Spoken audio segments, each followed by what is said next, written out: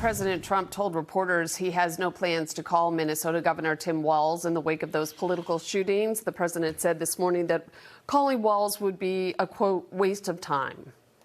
I think the governor of Minnesota is so whacked out. I'm not calling him. Why would I call him? I could call him and say, hi, how you doing? The guy doesn't have a clue. Presidents have historically called state and local politicians on both sides of the aisle to lend their support in the aftermath of violent tragedies.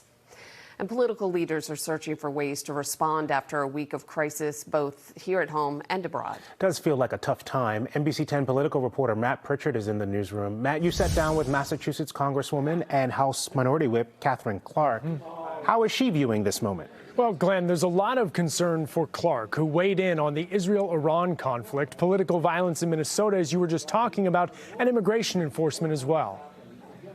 Words of worry from Katherine Clark. We're at a very, dangerous moment. The number 2 Democrat in the House sitting down with NBC 10 Boston, reacting to a series of critical stories, starting with the ever-evolving Iran-Israel conflict. Full disclosure, we're taping this a few days in advance, so a lot can change during that time. But as things sit here right now, how are you viewing the conflict? We want to prevent Iran from getting a nuclear weapon, and we also want to make sure that we do not become engulfed in that region in a regional war. Just hours after our conversation, President Trump would leave the G7 early, sending out several Truth Social posts saying, quote, everyone should immediately evacuate Tehran, and, quote, we now have complete control of the skies over Iran.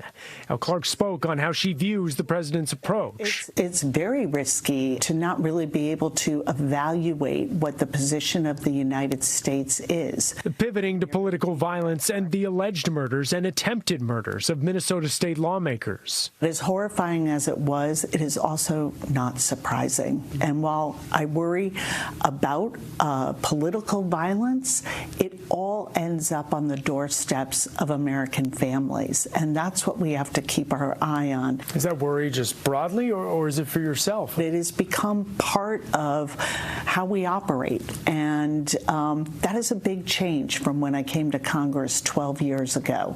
And it is one that is deeply upsetting. And an eye on ICE enforcement and the need for congressional immigration action. We have to make sure that we fix this system. It will help relieve undocumented and illegal immigration. I also asked Congresswoman Clark if parts of President Trump's immigration plan were working, specifically when it comes to border crossings. Her answer and much more coming up this Sunday during our extended conversation on NBC 10 Boston Weekend Today.